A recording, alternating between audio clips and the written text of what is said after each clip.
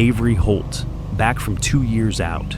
Boots hit pavement, trunk popped, sun high, hat on, a red cap, MAGA stitched, and that's all it took. A woman in a red cardigan stormed the gate, finger raised, voice sharp enough to cut. "We don't allow people like you here." Man, I knew this was about to get ugly the second she turned. Avery didn't flinch. She cracked her drink, lifted one card, military ID, held it steady. No words, no eye contact. 3 cops behind the fence. One saluted. Avery set the card beside her can, sat back, quiet. Let the scream echo through her silence. Something just shifted.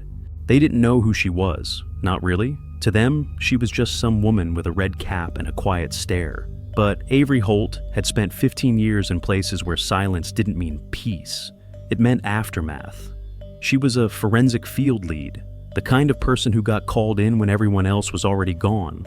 3 gunshot wounds, 1 false obituary, and once, just once, her own name on the list of fallen before someone caught the mistake. She didn't come back here for nostalgia. She came back because this land still had bones, and not the kind she'd ever write up in a report. Her father bought the house after his second tour, not for investment, not for comfort, but because he said the trees didn't lie here. He used to say, "You listen close enough, the rain will tell you what kind of night it's gonna be." He built a wooden sign by hand, nailed it to the fence with rusty screws, scrawled across it in paint that bled when it rained. This land was paid in blood. We don't rent it twice. HOA called it inappropriate, said it didn't fit the neighborhood aesthetic. Avery took it down, quietly, wiped it clean, folded it beside a tri-cornered flag. She never told them what the paint was mixed with. She didn't think they'd want to know. And now she was back. Not to fight, not to prove anything, but to remind a few people that silence isn't surrender. She tapped the back of the truck once. A soft sound, fingertips against steel, right where the wood had sat. There was still a faint smear, maybe oil, maybe memory. The woman yelling hadn't noticed, too busy performing her outrage. But the camera across the street caught it, that one moment, the pause, the touch, the look in Avery's eyes. Not anger, just remembering. They thought she was calm because she didn't care. But Avery Holt wasn't calm, she was calculating. And in stories like this, the quiet one never forgets. She just waits for the right day to speak. That same afternoon, it started. Not a knock, just the dull sound of a clipboard tapping metal. Tap, tap, tap, no eye contact, no, "Hi, welcome to the neighborhood." Just a woman, older, tall, white hair pulled too tight, cardigan the color of a stop sign, standing outside the fence like she owned the air between them. She pointed with the clipboard, then slid a paper through the gate like it was a citation. No name, no smile, only 6 printed words. Violation of HOA display standards, immediate correction required. Avery didn't move, didn't take the paper, didn't speak. She just let the silence sit there, heavy like wet cotton. On the sheet, a photo, grainy, zoomed in, her father's red MAGA cap hanging off the rear view inside her open garage. Not even outside, just visible. Apparently that was enough to summon the law. The next morning, 2 officers stood by the front gate. Avery opened the door, slow and deliberate. No alarm, no panic. She handed over 2 things: property ownership papers and her retired military ID. The younger officer cleared his throat. The older one glanced at her badge, then tipped his head with a look that said, "Got it." They left without a word. But by nightfall, the wooden sign by the front steps was gone. It had been there since 1972. Holt residence, hand-carved, weather-worn, screws rusted in place. She found the screws on the ground, still warm from sunlight, not broken, not stolen, just erased. She stood over the empty spot, didn't crouch, didn't swear, just let one finger trace the outline of where it had hung. Her jaw flexed once, nothing else moved. She didn't put the sign back, she didn't call anyone, but that screw hole, it stayed. Next to it, a faint smudge, maybe from gloves, maybe not. The kind of mark people think no one notices, but Avery noticed. And now, so did the cameras. Because this wasn't about aesthetics. This was about control, about power dressed up in rules, about someone who believed silence meant surrender. Avery knew better. She'd seen it before. The ones who scream first are always the last to realize they've picked the wrong fight. Some moments hit deeper than we expect. That quiet kind of anger, the one you swallow, not scream. I've stood in front of people like that too. People who smile while taking things that were never theirs. If you've been there, tell me what you did, or what you wish you had. This story isn't over, neither is yours. Stick around. 10 days, 20 notices, folded, taped, pinned to the door before sunrise. Wrong trash bin placement, leaves not cleared by HOA deadline. Truck paint, too reflective for neighborhood standards. Not a single knock, not one real conversation. Just silent paper warfare. And still, Avery said nothing. She swept the porch. She took the papers inside. One by one, filed them into a box labeled Documented Patterns. Then she reset the security camera angle by 2 degrees. That night, 11:42 p.m., the lens caught something else. A silver SUV parked without lights. Clipboard Linda, now in sneakers and gloves, stepped up to the HOA community board by the mailboxes.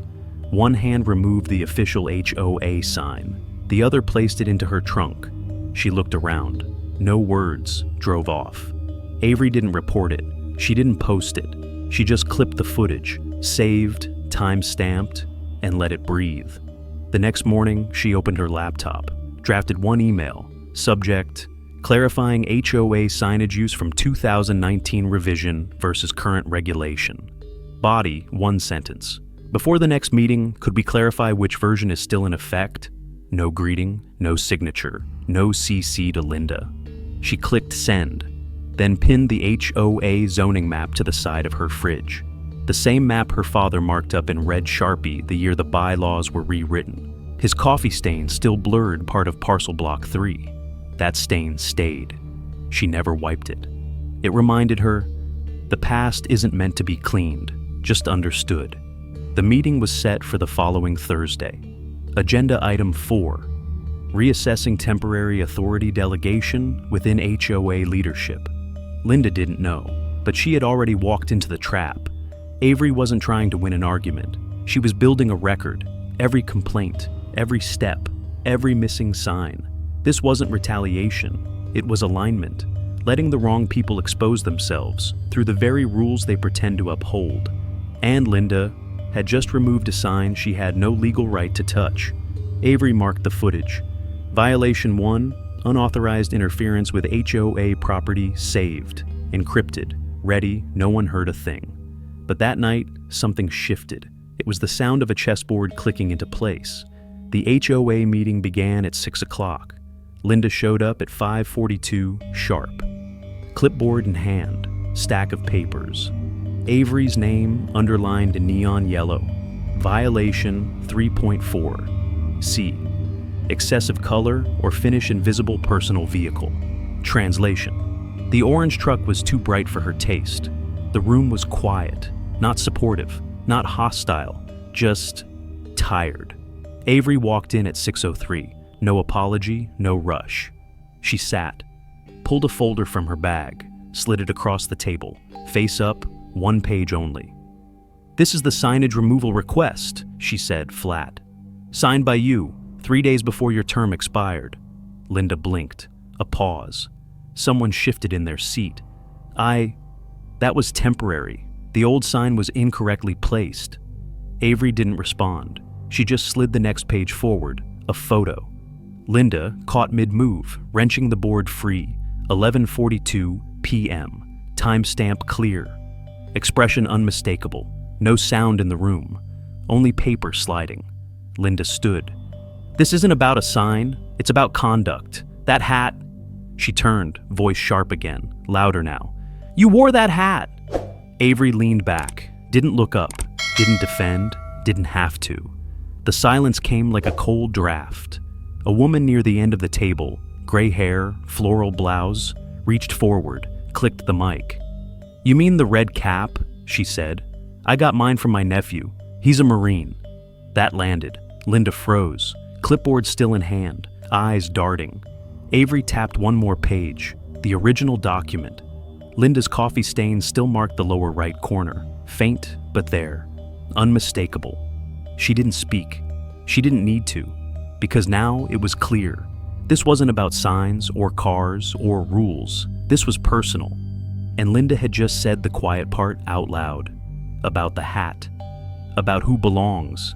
The meeting didn't turn into a fight. It turned into a shift. Chairs leaned back. Eyes moved toward Avery. Not with applause, but with something closer to respect or caution.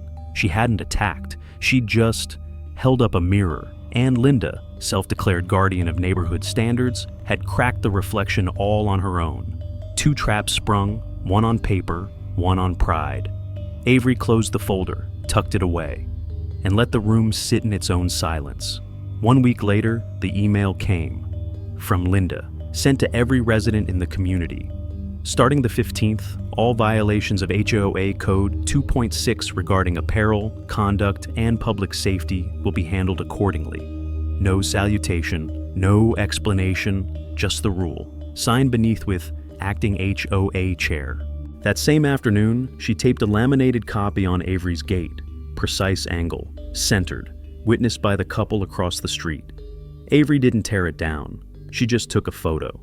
Attached it to the archived clause, highlighted the edit date, revised on the 12th, voided on the 14th. She didn't send it, she saved it. On the 15th, the room filled early. HOA monthly meeting. Linda stood tall behind the long table, clipboard in hand, regulations stacked by section. At the top, Avery Holt's name in red ink. She didn't notice the seat beside her had been pulled back. Savannah Reyes stood. "Excuse me," she said, voice steady, clear. "That signature on the updated rules, it's invalid." Linda's jaw tightened. "I'm still acting head. It's within my right." Savannah opened her wallet, pulled a badge. Only if the board hadn't voted, but it did, 3 weeks ago. She laid down a document, certified, sealed, dated the day Avery moved in. Linda reached for words, but they didn't come. Not this time. The silence that followed wasn't empty. It was recognition. Not one person looked at Linda. Not anymore. Avery didn't smile, didn't speak. Just turned her hand palm down and pressed once against the residue of tape still stuck to her gate. That was enough. No one needed to be told what had just happened. Savannah's badge had the sheriff's crest in the corner. Not because of rank, but bloodline. The sheriff's daughter. The same girl Avery pulled from a collapsed garage 3 years ago. And Linda? She never saw her coming. "It's within my right," Linda had said. Loud, certain, final. But it wasn't.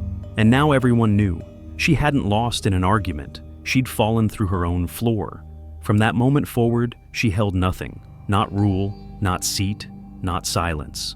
And Avery still hadn't said a word. Monday morning. Avery rolled the trash can to the curb. No papers taped to her gate. No voices behind fences. Just wind through the hedges, brushing the gravel like breath. She bent slowly, brushing aside a few blades of grass. There, face down in the dirt, an old brass plaque, weathered, scratched, bent at one edge. The old nameplate of the street. The one Linda had removed a month ago, calling it outdated. Avery wiped it clean with the sleeve of her jacket. 2 new nails, no tape, no announcement, just metal on wood. She hammered it into the gatepost. One side slightly tilted. She didn't fix it. The words, dulled but still legible, caught the light. Wilkins Grove, founded by those who served. She stepped back, didn't smile, didn't linger. Behind her, the neighbor's door creaked open. The little girl, Savannah's daughter, stood barefoot on the porch. She looked at the plaque, then at Avery. A small nod, nothing else. Avery turned, walked back inside, closed the door, soft. The plaque stayed, slightly crooked, but it held. Not everyone fights to win. Some just want no one to touch what they've guarded too long. Some things don't return the way they left. Not the air, not the voices, not the weight of a silence finally earned. The old brass plaque stayed, a little off-center, but no one touched it again. Sometimes, a crooked thing is more permanent than a perfect one. The neighbors trimmed their lawns closer that week. Trash cans rolled out on time. Nobody sent emails, nobody asked questions. But eyes nodded from porches. Keys turned slower. Even the wind seemed to walk a little softer past her gate. No banners, no victory, just less noise. It wasn't about winning. It never was. It was about presence, holding a space so firmly that others feel it without ever being told, like a father's old hat left hanging in the garage, or a nameplate with 2 rusted screws, or the way a little girl understands something without asking. Justice doesn't always roar. Sometimes it lingers. In the tilt of a sign, the hush of a crowd, the quiet return of order without applause. There are places where strength isn't shown in action, but in how long you're willing to stand without speaking.